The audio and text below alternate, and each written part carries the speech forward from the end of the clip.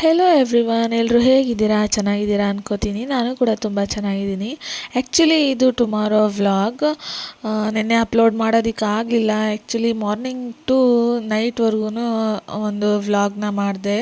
ನಿನ್ನೆ whole day vlog ಇತ್ತು. So ಹಾಗಾಗಿ ನನಗೆ ವ್ಲಾಗ್ನ ಅಪ್ಲೋಡ್ ಮಾಡೋಕ್ಕಾಗಲಿಲ್ಲ ನಿನ್ನೆ. ಸೊ ಹಾಗಾಗಿ ಇವತ್ತು ಅಪ್ಲೋಡ್ ಮಾಡ್ತಾಯಿದ್ದೀನಿ. ಆ್ಯಕ್ಚುಲಿ 3-4 ದಿನದಿಂದ ನಾನು ಯಾವುದೇ ಒಂದು ವ್ಲಾಗ್ನ ಅಪ್ಲೋಡ್ ಮಾಡೋದಕ್ಕಾಗಲಿಲ್ಲ. ಯಾಕೆ ಅಂತ ಅಂದರೆ ನನ್ನ ಮೊಬೈಲು ಎಂತ ಆಯಿತು ಅಂತ ಗೊತ್ತಿಲ್ಲ. ಇದ್ದಕ್ಕಿದ್ದಂಗೆ ಸ್ಟೋರೇಜ್ ಫುಲ್ ಆಗಿಬಿಟ್ಟು ಏನು ಮಾಡಿದ್ರೂ ವೀಡಿಯೋನೇ ಆಗ್ತಾ ಇರಲಿಲ್ಲ.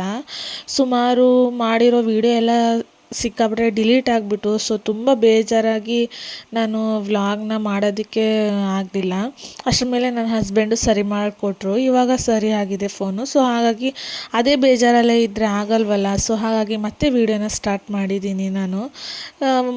ಎಲ್ಲದರಲ್ಲೂ ಮಾಮೂಲು ಒಂದು ಸರಿ ಚೆನ್ನಾಗಿರ್ತೀವಿ, ಖುಷಿಯಾಗಿರ್ತೀವಿ, ಇನ್ನೊಂದು ಸರಿ ಸ್ವಲ್ಪ ಬೇಜಾರಲ್ಲಿರ್ತೀವಿ. ಅದನ್ನೆಲ್ಲ ತಲೆಗೆ ತೊಗೊಂಡ್ರೆ ಲೈಫ್ ನಡೆಯೋದಿಲ್ಲ ಅಲ್ವಾ. ಸೊ ಹಾಗಾಗಿ ಅದನ್ನೆಲ್ಲ ಬಿಟ್ಟಾಕ್ಬಿಟ್ಟು ಮತ್ತೆ ಸ್ಟಾರ್ಟ್ ಮಾಡಿದ್ದೀನಿ ವೀಡಿಯೋನ. ಹೋದರೆ ಹೋಯ್ತು, ಹೊಸ ವೀಡಿಯೋ ಸ್ಟಾರ್ಟ್ ಮಾಡೋಣ ಅಂತ ಅಂದ್ಬಿಟ್ಟು. ಸೊ ಏನಕ್ಕೆ ಬೇಜಾರು ಅಂದರೆ ತುಂಬ ಚೆನ್ನಾಗಿ ಮಾಡಿದ್ದೆ ವೀಡಿಯೋ. ಸೊ ಅದು ಏನಾಯಿತು ಅಂತ ಗೊತ್ತಿಲ್ಲ, ಡಿಲೀಟ್ ಆಗಿಬಿಡ್ತು. ಸೊ ತುಂಬ ಬೇಜಾರಾಗ್ಬಿಡ್ತು ಅಷ್ಟೇ. ಹಾಗೆ ನೆನ್ನೆ ಏನು ಸ್ಪೆಷಲಪ್ಪ ಅಂತಂದರೆ, ಊರಿಂದ ಗಿಣ್ಣದ ಹಾಲು ಕೊಟ್ಟು ಕಳಿಸಿದ್ರು. ನನ್ನ ಹಸ್ಬೆಂಡ್ ಏನಂದರು, ಅದು ಒಂದು ದಿನದ್ದು ಹಾಲಂತೆ. ಅದಕ್ಕೆ ಈಗ ಯಾವ ಥರ ಗಿಣ್ಣ ಅಂದರೆ ಈ ಕೇಕ್ ಗಿಣ್ಣ ಮಾಡ್ತಾರಲ್ಲ, ಸೊ ಆ ಥರ ಮಾಡು ಅಂತ ಅಂದರು. ಅವ್ರಿಗೆ ಆ ಥರ ಅಂದರೆ ತುಂಬ ಇಷ್ಟ ಗಿಣ್ಣ. ಹಾಗಿದ್ರಷ್ಟೇ ತಿಂತಾರೆ, ಇಲ್ಲಾಂದರೆ ತಿನ್ನೋದಿಲ್ಲ. ಸೊ ಆಯಿತು, ಒಂದಿನದ್ದಲ್ವ ಮಾಡ್ಬೋದಲ್ಲ ಅಂತ ಅಂದ್ಬಿಟ್ಟು ನಾನು ಮಾಡೋದಕ್ಕೆ ಎಲ್ಲ ರೆಡಿ ಮಾಡಿಕೊಂಡೆ. ಹಾಗೆ ಸ್ವಲ್ಪ ಗ್ರೋಸರೀಸ್ ಕೂಡ ತೊಗೊಂಡು ಬಂದಿದ್ವಿ. ಸ್ವಲ್ಪ ಖಾಲಿ ಆಗಿಬಿಟ್ಟಿತ್ತು. ನಾವು ಮೊದಲೆಲ್ಲ ಜಾಸ್ತಿ ತಂದಿಟ್ಕೊತಿದ್ದೆ. ಬಟ್ ಏನಾಗತ್ತೆ ಅಂದರೆ ಅವು ತುಂಬ ದಿನ ಆಗಿಬಿಟ್ರೆ ಹುಳ ಆಗಿಬಿಡತ್ತೆ. ಹಾಗಾಗಿ ಇವಾಗೆಲ್ಲ ಆ ಥರ ಎಲ್ಲ ತಂದು ಇಟ್ಕೊಳಕ್ಕೆ ಹೋಗೋದಿಲ್ಲ. ಎಷ್ಟು ಬೇಕೋ ಅಷ್ಟೇ ಆ ಕ್ಷಣಕ್ಕೆ ತಂದ್ಕೊಂಡು ಬಿಡ್ತೀವಿ. ಬೇಕಾದರೆ ಮತ್ತೆ ತಂದ್ಕೊಂಡ್ರೆ ಆಯಿತು ಅಂತಂದ್ಬಿಟ್ಟು, ಸುಮ್ಮನೆ ವೇಸ್ಟ್ ಆಗಿಬಿಡತ್ತಲ್ಲ, ಹಾಳಾಗಿಬಿಡತ್ತೆ ಅನ್ನೋ ಕಾರಣಕ್ಕೆ. ಹಾಗೆ ಸುಮಾರು ದಿನ ಆಗಿತ್ತು. ನಾನು ಕಿಚನ್ ಶೆಲ್ಫ್ ಎಲ್ಲ ಕ್ಲೀನ್ ಮಾಡಿಬಿಟ್ಟು, ನನ್ನ ಮಗಳು ಸ್ವಲ್ಪ ರಗಳೆ ಮಾಡ್ತಾಳಲ್ವ, ಹಾಗಾಗಿ ನನಗೆ ಏನು ಕೆಲಸ ಮಾಡ್ಕೊಳಕ್ಕಾಗಿರಲಿಲ್ಲ. ಮನೆ ಕ್ಲೀನಿಂಗ್ ಯಾವುದು ಮಾಡ್ಕೊಳ್ಳೋದಕ್ಕಾಗಿರಲಿಲ್ಲ. ಟೈಮ್ ಸಿಕ್ಕಾಗ ಸ್ವಲ್ಪ ಮಾಡ್ಕೊತಿದ್ದೆ. ಬಟ್ ಕಿಚನ್ ಹಾಗಲ್ಲ, ಇಷ್ಟಿಷ್ಟೇ ಮಾಡ್ಕೊಳ್ಳೋದಕ್ಕೆ ಬರಲ್ಲ. ಒಂದು ಸರಿ ತೆಗೆದುಬಿಟ್ರೆ ಒಂದು ಸರಿ ಕ್ಲೀನ್ ಮಾಡ್ಕೊಂಡು ಬಿಡಬೇಕು. ಇಲ್ಲ ಅಂತಂದರೆ ಅದು ಯಾವಾಗಾದರೂ ಇವಾಗ ಮಾಡಿದೆ ಇನ್ನೊಂದು ಸ್ವಲ್ಪ ಹೊತ್ತು ಬಿಟ್ಟು ಮಾಡ್ಬೋದು ಬಿಡು ಅಂತ ಅಂದ್ಕೊಳ್ಳೋದಕ್ಕಾಗಲ್ಲ. ಸೊ ಹಾಗಾಗಿ ಹೇಗಿದ್ದರೂ ಇವತ್ತು ಫ್ರೀ ಇದ್ದೀನಿ ಅಂತ ಅಂದ್ಬಿಟ್ಟು ಎಲ್ಲ ಕ್ಲೀನ್ ಮಾಡ್ಕೊಂಡು ಬಿಡೋಣ ಅಂತ ಅಂದ್ಬಿಟ್ಟು ನೆನ್ನೆ ಕಿಚನ್ನು ಕೂಡ ಕ್ಲೀನ್ ಮಾಡಿಕೊಂಡೆ. ಅದು ಏನಾಗುತ್ತೆ ಅಂದ್ಬಿಟ್ರೆ, ಶೆಲ್ಫ್ ಕೆಳಗಡೆನೇ ನಂದು ಸ್ಟವ್ ಇರೋದ್ರಿಂದ ಅದು ಏನು ಹಬೆ ಎಲ್ಲ ಹೋಗುತ್ತಲ್ವ. ಸೊ ಅದು ಒಂದು ಹಬೆಯಿಂದ ಎಲ್ಲ ಶೆಲ್ಫು ಮತ್ತು ಬಾಕ್ಸು ಎಲ್ಲ ಗಲೀಜಾಗಿಬಿಡತ್ತೆ. ಅದಕ್ಕಾಗಿ ಪದೇ ಕ್ಲೀನ್ ಮಾಡ್ಕೊತಾನೆ ಇರಬೇಕು. ಬಟ್ ನನಗೆ ಟೈಮ್ ಸಿಗ್ತಾ ಇರಲಿಲ್ಲ. ನಾನು ಯಾವಾಗೆಲ್ಲ ಸ್ವಲ್ಪ ಗಲೀಜಿದೆಯೋ ಅವಾಗೆಲ್ಲ ಸ್ವಲ್ಪ ಕ್ಲೀನ್ ಮಾಡ್ಕೊಬಿಡ್ತಿದ್ದೆ. ಬಟ್ ಸುಮಾರು ದಿನವೇ ಆಗೋಯ್ತು ಅಂತ ಅಂದ್ಕೋತೀನಿ. ಆ್ಯಕ್ಚುಲಿ 1.5-2 ತಿಂಗಳಾಯಿತು ಅನಿಸುತ್ತೆ ನಾನು ಕ್ಲೀನೇ ಮಾಡಿರಲಿಲ್ಲ. ಹಾಗೆ ಬಾಕ್ಸ್ಗಳನ್ನ ಒರೆಸಿ ಇಟ್ಕೊಂಡಿದ್ದೆ ಅಷ್ಟೇ, ಶೆಲ್ಫ್ ಅದು ಕ್ಲೀನ್ ಮಾಡಿರಲಿಲ್ಲ. ಸೊ ಹಾಗಾಗಿ ಮಾಡ್ಕೊಂಡ್ಬಿಡೋಣ, ಡೀಪ್ ಕ್ಲೀನಿಂಗೇ ಮಾಡ್ಕೊಳ್ಳೋಣ ಅಂತ ಅಂದ್ಕೊಂಡೆ.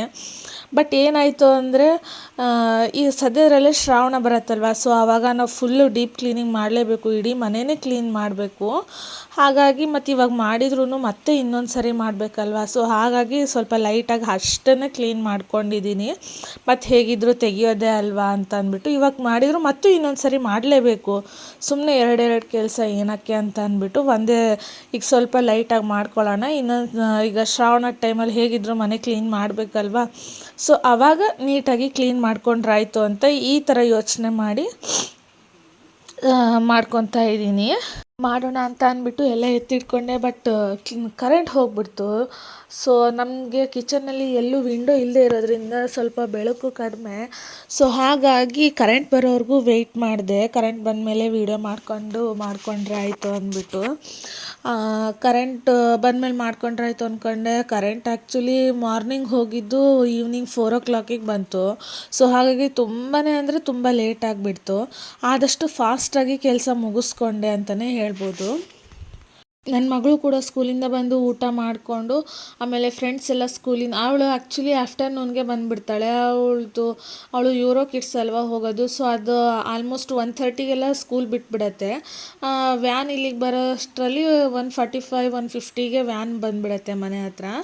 ಸೊ ಹಾಗಾಗಿ ಅವಳು ಬಂದಮೇಲೆ ಅವಳು ಆಫ್ಟರ್ನೂನ್ಗೆ ಬರೋದ್ರಿಂದ ಬೇರೆ ಮಕ್ಕಳೆಲ್ಲ ಇಲ್ಲೆಲ್ಲ ಈವ್ನಿಂಗ್ ಬರೋದು. ಸೊ ಅವ್ರು ಬರೋವರೆಗೂ ಸ್ವಲ್ಪ ಹೊತ್ತು ಆಟ ಆಡ್ತಾಳೆ ಒಬ್ಬಳೇ ಮನೆಯಲ್ಲಿ, ಇಲ್ಲ ಸ್ವಲ್ಪ ಟಿ ವಿ ನೋಡ್ತಾಳೆ. ಆಮೇಲೆ ಮಕ್ಕಳೆಲ್ಲ ಸ್ಕೂಲಿಂದ ಬಂದಮೇಲೆ ಹೋಗಿ ಅವ್ರ ಜೊತೆ ಆಟ ಆಡ್ತಾಳೆ.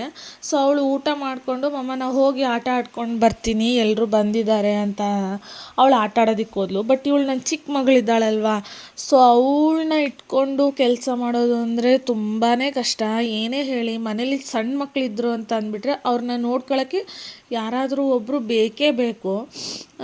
ಒಬ್ಬರೇ ಇದ್ಕೊಂಡು ಮನೆ ಕೆಲಸ ನಿಭಾಯಿಸ್ಕೊಂಡು ಮಕ್ಕಳನ್ನ ನೋಡ್ಕೊತೀವಿ ಅಂದರೆ ತುಂಬಾ ಕಷ್ಟ ಆಗಿಬಿಡತ್ತೆ. ಆ್ಯಕ್ಚುಲಿ ನಾನು ತುಂಬ ಎಕ್ಸ್ಪೀರಿಯೆನ್ಸ್ ಮಾಡಿಬಿಟ್ಟಿದ್ದೀನಿ.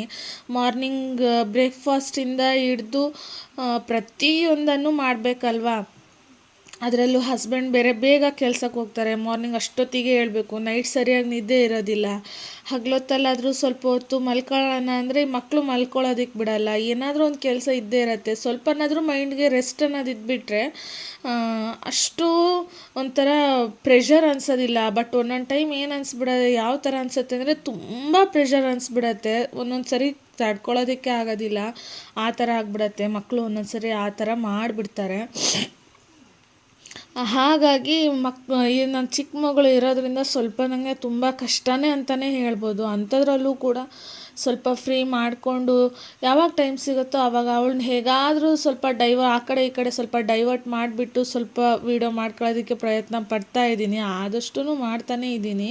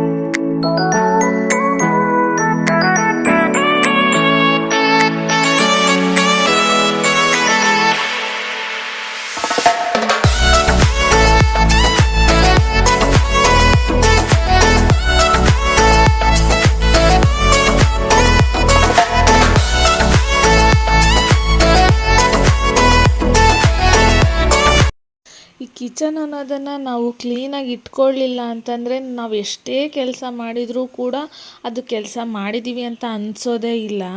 ನೋಡಿ ನನ್ನ ಸಣ್ಣ ಮಗಳು ಅಲ್ಲೊಂದು ಸ್ಟೂಲ್ ಇಟ್ಟಿದ್ದೆ, ಆ ಸ್ಟೂಲ್ ಮೇಲೆ ತಾನೇ ಹತ್ತಿ ನಿಂತ್ಕೊಂಡು ಅಲ್ಲಿರೋ ಪಾತ್ರೆ ಎಲ್ಲ ಎಳಿತಾ ಇದ್ದಾಳೆ. ಇಷ್ಟೊಂದು ತರಲೆ ಅವಳು, ಅಷ್ಟು ತರಲೆ ಅಂದರೆ ಅಷ್ಟು ತರಲೆ, ಒಂದು ಹತ್ರ ಇರೋದಿಲ್ಲ. ತುಂಬ ಅಂದರೆ ತುಂಬ ರಗಳೆ ಕೊಡ್ತಾಳೆ ಅವಳು. ಅಂಥದ್ರಲ್ಲೂ ಅವಳನ್ನು ಸುಧಾರಿಸ್ಕೊಂಡು ಹೇಗೋ ಮಾಡ್ಕೊತೀನಿ ಕೆಲಸನ.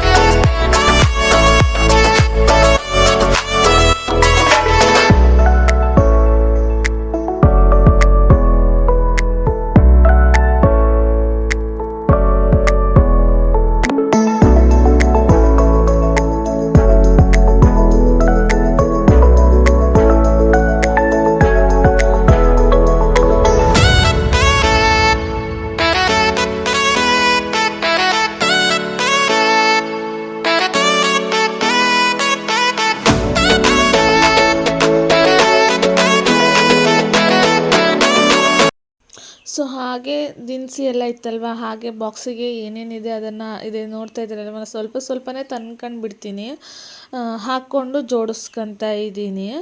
ಆ್ಯಕ್ಚುಲಿ ನಾನು ಗಿಣ್ಣ ಅಂತ ಹೇಳಿದ್ನಲ್ವ, ಬಟ್ ಅದು ಏನಾಗಿದೆ ಅಂತಂದರೆ ಅವರು 4 ದಿನದ ಹಾಲು ಕೊಟ್ಟಿರೋದಂತೆ. ನಮ್ಮನೆಯವರು ಫಸ್ಟಿಂದೇ ಹಾಲು ಕೊಟ್ಟಿದ್ದಾರೆ ಅಂತಂದು ಕನ್ಫ್ಯೂಸ್ ಮಾಡ್ಕೊಂಡ್ಬಿಟ್ಟಿದ್ದಾರೆ. ನಾನು ಅದನ್ನ ಇಟ್ಟರೆ ಅದು ಏನು ಮಾಡಿದರೂ ಆಗ್ತಾನೇ ಇಲ್ಲ, ಕೇಕ್ ಆಗ್ತಾನೇ ಇಲ್ಲ. ನನ್ಗೆ ಆಮೇಲೆ ಏನು ಮಾಡಬೇಕಂತ ಗೊತ್ತಾಗಲಿಲ್ಲ. ನನ್ನ ಮಗಳಿಗೆ ಬೇರೆ ಕೇಕ್ ಮಾಡ್ತಿದ್ದೀನಿ ಮಗ, ಹಾಲಲ್ಲಿ ಊರಿಂದ ಹಾಲು ಕೊಟ್ಟು ಕಳಿಸಿದ್ದಾರೆ, ಅವಳಿಗೆ ಗಿಣ್ಣು ಅಂದರೆ ಗೊತ್ತಾಗಲ್ಲ. ಸೊ ಹಾಗಾಗಿ ಕೇಕ್ ಥರ ಮಾಡ್ತಿದ್ದೀನಿ ಅಂತ ಹೇಳಿದೆ. ಅದಕ್ಕೆ 2-3 ಸರಿ ಬಂದು ಹೋದ್ಲು ಅವಳು. ಇಲ್ಲ ಮಗನೇ, ಇನ್ನೂ ಆಗಿಲ್ಲ, ಆದಮೇಲೆ ನಾನೇ ಕರಿತೀನಿ ಬಂಗಾರಿ ಅಂತ ಹೇಳಿ ಕಳಿಸಿದೆ. ಬಟ್ ಅದು ಏನು ಮಾಡಿದರೂ ಆಗ್ತಾನೇ ಇಲ್ಲ. ಆಮೇಲೆ ಫೋನ್ ಮಾಡಿ ವಿಚಾರಿಸಿದ್ರೆ 4 ದಿನದ ಹಾಲು ಅಂತಂದರು. ಆಮೇಲೆ ಅಯ್ಯೋ ಎಂತ ಮಾಡೋದು ಅಂತ ಯೋಚನೆ ಮಾಡಿದೆ. ಈ ಥರ ಹೇಳ್ಬಿಟ್ಟಿದ್ದೀನಿ ನನ್ನ ಮಗಳಿಗೆ ಬೇರೆ, ಏನು ಮಾಡೋದು ಅಂತ ಅಂದ್ಬಿಟ್ಟು. ಆಮೇಲೆ ಗೋಧಿ ರವೆ ಬೇರೆ ಇರಲಿಲ್ಲ, ಆದರೂ ಒಂದು ಸರಿ ನೋಡೋಣ ಅಂತ ಅಂದ್ಬಿಟ್ಟು ಹುಡುಕಿದೆ. ಆಮೇಲೆ ಚಿರೋಟಿ ರವೆ ಸಿಕ್ತು. ಬಟ್ ಎಂತ ಮಾಡೋದು ಅಂತ ಅಂದ್ಬಿಟ್ಟು ಆ ಚಿರೋಟಿ ರವೆನ ಆ ಹಾಲಿಗೆ ಹಾಕಿಬಿಟ್ಟು ಅದನ್ನೇ ಒಂಥರ ಸ್ವೀಟ್ ಥರ ಮಾಡಿದೆ, ಸ್ವಲ್ಪ ತುಪ್ಪ ಅದು ಹಾಕಿಬಿಟ್ಟು.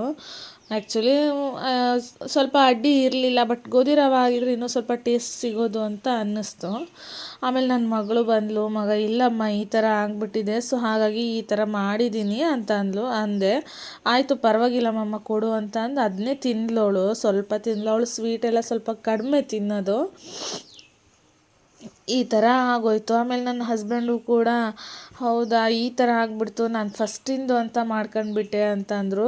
ಒಂದೇನು ಅಂದರೆ ಸುಮ್ಮನೆ ನನ್ನ ಟೈಮ್ ವೇಸ್ಟ್ ಆಯಿತು, ನನ್ನ ಎನರ್ಜಿನೂ ವೇಸ್ಟ್ ಆಯಿತು, ಸಿಕ್ಕಾಪಟ್ಟೆ ಗ್ಯಾಸು ಕೂಡ ವೇಸ್ಟ್ ಆಯ್ತಲ್ಲ. ನಾನು ಇಷ್ಟೊತ್ತಿಗೆ ನನ್ನ ಮಗಳಿಗೆ ಊಟನಾದರೂ ಮಾಡಿಸ್ಬೋದಾಗಿತ್ತು, ಅದನ್ನು ಬಿಟ್ಟು ಇದನ್ನು ಮಾಡ್ಕೊತ ಕೂತ್ಕೊಂಡೆ, ಎಷ್ಟೊಂದು ಕೆಲಸ ವೇಸ್ಟ್ ಆಗೋಯ್ತು ಅಂತ ನಂಗೆ ಆವಾಗ ಒಂದು ಸ್ವಲ್ಪ ಬೇಜಾರು ಕೂಡ ಆಯಿತು.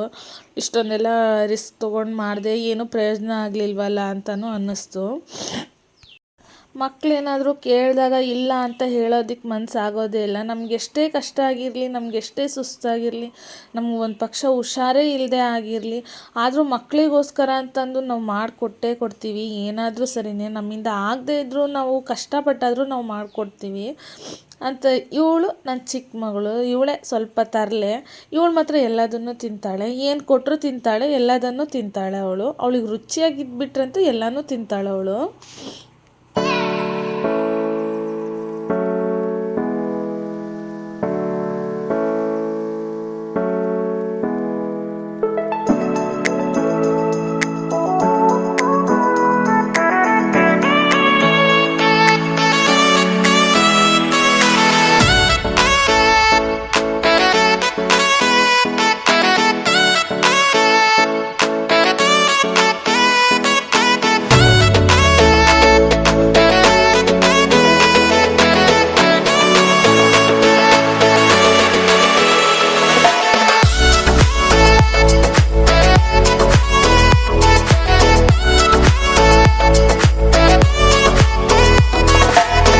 ಸೊ ಹಾಗೆ ನೈಟ್ ಆಗೋಯಿತು.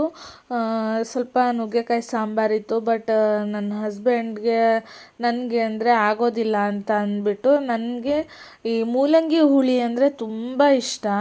ಹಾಗಾಗಿ ನಾನು ಲಾಸ್ಟ್ ವೀಕಲ್ಲಿ ಅವ್ರಿಗೆ ಮೂಲಂಗಿ ತರೋದಕ್ಕೆ ಹೇಳಿದ್ದೆ. ಬಟ್ ಮಳೆ, ಸಿಕ್ಕಾಪಟ್ಟೆ ಮಳೆ, ತರಕಾರಿ ಎಲ್ಲ ನೀರಲ್ಲಿ ತೇಲ್ಕೊಂಡು ಹೋಗ್ತಾ ಇತ್ತಂತೆ. ಹಾಗಾಗಿ ಸ್ವಲ್ಪ ತರಕಾರಿ ತಂದಿದ್ರು, ಬಟ್ ಅದು ಕೂಡ ಕೊಳ್ತೋಗ್ಬಿಡ್ತು, ಹಾಳಾಗ್ಬಿಡ್ತು. ಮತ್ತೆ ಮಾರ್ಕೆಟಿಗೆ ಹೋಗಿ ತರಕಾರಿನ ತೊಗೊಂಡು ಬಂದ್ವಿ. ಆವಾಗ ನಾನು ನೆನಪಿಂದ ಮೂಲಂಗಿನ ತಗೊಂಡು ಬಂದಿದ್ದೆ. ತುಂಬ ದಿನದಿಂದ ಮಾಡ್ಕೋಬೇಕು ಅಂತ ಅಂದ್ಕೊತಾ ಇದ್ದೆ, ಬಟ್ ಆಗ್ತಾ ಇರಲಿಲ್ಲ. ನನ್ನ ಹಸ್ಬೆಂಡ್ ಇದನ್ನು ತಿನ್ನೋದಿಲ್ಲ. ಹಾಗಾಗಿ ಅವರು ಮತ್ತೆ ಇದೇನು ಸಪ್ರೇಟಾಗಿ ಮಾಡೋದು ಅಂತ ಅಂದ್ಬಿಟ್ಟು, ಈ ಮಗು ಇಟ್ಕೊಂಡು ಜಾಸ್ತಿ ಅಡುಗೆನೂ ಮಾಡ್ಕೊಳಕ್ಕಾಗಲ್ಲ, ಕಷ್ಟ ಆಗತ್ತೆ ಅಂದ್ಬಿಟ್ಟು ಎಷ್ಟಾಗುತ್ತೋ ಅಷ್ಟನ್ನು ಮಾಡ್ಕೊತಾ ಇದ್ದೆ. ಇವತ್ತು ಹೆಂಗಿದ್ರೂ ಸ್ವಲ್ಪ ಸಾಂಬಾರು ಕಡಿಮೆನೇ ಇದೆ ಅಂತ ಅಂದ್ಬಿಟ್ಟು ಹಾಗಾಗಿ ಮಾಡಿಕೊಂಡೆ. ನಾನು ಮೂಲಂಗಿನ ತುರಿದು ಹಾಕ್ಕೊಂಡಿದ್ದೀನಿ, ಜಜ್ಜಿ ಕೂಡ ಹಾಕೋಬೋದು. ನಾನು ಮೊದಲೆಲ್ಲ ಜಜ್ಜಿ ಹಾಕ್ಕೋತಿದ್ದೆ. ಈ ಸರಿ ನೋಡೋಣ, ಒಂದು ಸರಿ ಟ್ರೈ ಮಾಡೋಣ ಹೇಗಿರುತ್ತೆ ರೆಸಿಪಿ ಇದು. ನಾನು ಯಾವಾಗೂ ತುರಿದು ಹಾಕಿಲ್ಲ, ಫಸ್ಟ್ ಟೈಮ್ ಮಾಡ್ತಾ ಇರೋದು. ಪೀಸ್ ಥರ ಕಟ್ ಮಾಡಿಬಿಟ್ಟು ಅದನ್ನು ಕಲ್ಲಲ್ಲಿ ಕುಟ್ಟ ಕಲ್ಲಿದೆಯಲ್ಲ ಅದರಲ್ಲಿ ಜಜ್ಜಿ ಈ ಹುಳಿಲಿ ಹಾಕಿಬಿಡ್ತಿದ್ದೆ. ಆವಾಗ ಸ್ವಲ್ಪ ಒಂದು ಅರ್ಧ ಗಂಟೆ ಬಿಟ್ಬಿಟ್ರೆ ಅದು ಟೇಸ್ಟೇ ಒಂಥರ ಡಿಫ್ರೆಂಟಾಗಿರೋದು, ಸಖತ್ತ ಟೇಸ್ಟ್ ಬರುತ್ತೆ. ಸೊ ಹಾಗಾಗಿ ಹುಳಿ ಮಾತ್ರ ತುಂಬ ಚೆನ್ನಾಗಿ ಬಂದಿತ್ತು. ಆ್ಯಕ್ಚುಲಿ ನಾನು ಎಕ್ಸ್ಪೆಕ್ಟೇ ಮಾಡಿರಲಿಲ್ಲ. ತುರಿದು ಹಾಕ್ತಾಯಿದ್ದೀನಿ, ಯಾವ ಥರ ಬರುತ್ತೋ ಏನೋ, ಚೆನ್ನಾಗಿರುತ್ತೋ ಇಲ್ವೋ ಅಂತ ಅಂದ್ಕೊಂಡಿದ್ದೆ. ತುಂಬ ಅಂದರೆ ತುಂಬಾ ಚೆನ್ನಾಗಿ ಬಂತು. ನನಗೂ ಕೂಡ ತುಂಬಾ ಇಷ್ಟ ಆಯಿತು.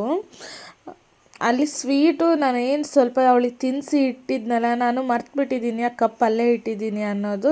ಸ್ವಲ್ಪ ಅಡುಗೆಯಲ್ಲಿ ಬ್ಯುಸಿ ಆಗಿಬಿಟ್ಟೆ. ನೋಡಿ ಅವಳು ಹೇಗೆ ತಕ್ಕಂಡು ತಿಂತಾ ಇದ್ದಾಳೆ ಅಂತ ಅಂದ್ಬಿಟ್ಟು.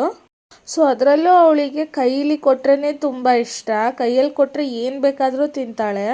ನಾವೇ ತಿನ್ಸಕ್ಕೆ ಹೋದರೆ ತಿನ್ನಲ್ಲ, ಸ್ವಲ್ಪ ಕಡಿಮೆ ಅವಳು ತಿನ್ನೋದು. ಕೈಯಲ್ಲಿ ಕೊಟ್ಟರೆ ಮಾತ್ರ ತಿನ್ನೋದಕ್ಕೆ ಇಷ್ಟಪಡ್ತಾಳೆ ಅವಳು. ಹಾಗೆ ಇನ್ನೊಂದು ವಿಷಯ ಏನಪ್ಪ ಅಂತ ಅಂದರೆ, ಸಿಗಂದೂರಿಗೆ ಹೋಗೋದಕ್ಕೆ ಹೇಗೆ ಬೋಟ್ ಇತ್ತಲ್ವ, ಈಗ ಅಲ್ಲಿ ಏನೋ ಒಂದು ಬ್ರಿಡ್ಜ್ ಕಟ್ತಾ ಇದ್ದಾರಲ್ವ. ಸೊ ಆ ಒಂದು ಬ್ರಿಡ್ಜ್ ನೋಡೋದಕ್ಕೆ MP ರಾಘವೇಂದ್ರ ಸರ್ ಮತ್ತು ಶಿಕಾರಿಪುರ MLA ವಿಜಯೇಂದ್ರ ಸರ್ ಬಂದಿದ್ದರು. ಸೊ ನನ್ನ ಹಸ್ಬೆಂಡು ಸಾಗರ ತಾಲೂಕು ಸೆಕ್ರೆಟರಿ ಆಗಿರೋದ್ರಿಂದ ಅವ್ರಿಗೂ ಕೂಡ ಹೋಗೋದಕ್ಕೆ ಅನುಮತಿ ಇತ್ತು. ಸೊ ಅವರು ಹೋಗಿದ್ದರು. ಆ ಒಂದು ವಿಡಿಯೋನ ಮಾಡ್ಕೊಂಡು ಬಂದಿದ್ದಾರೆ. ತುಂಬ ಚೆನ್ನಾಗಿದೆ. ಇನ್ನೂ ಕೆಲಸ ನಡೀತಾ ಇದೆಯಂತೆ. ಅದು ಕೆಲಸ ಎಲ್ಲ ಮುಗಿದ್ಮೇಲೆ ಅದನ್ನು ಕೂಡ ನಾನು ವಿಡಿಯೋ ಮಾಡಿ ಹಾಕ್ತೀನಿ. ಸೊ ಐ ಹೋಪ್ ಫ್ರೆಂಡ್ಸ್, ನಿಮಗೆಲ್ಲ ಈ ಒಂದು ವಿಡಿಯೋ ಇಷ್ಟ ಆಗಿದೆ ಅನ್ಕೋತೀನಿ. ಪ್ಲೀಸ್ ಲೈಕ್ ಮಾಡಿ, ಶೇರ್ ಮಾಡಿ. ಹಾಗೆ ಇನ್ನೂ ಯಾರೆಲ್ಲ ನನ್ನ ಚಾನಲ್ಗೆ ಸಬ್ಸ್ಕ್ರೈಬ್ ಆಗಿಲ್ವೋ ದಯವಿಟ್ಟು ಸಬ್ಸ್ಕ್ರೈಬ್ ಆಗಿ. Thank you so much.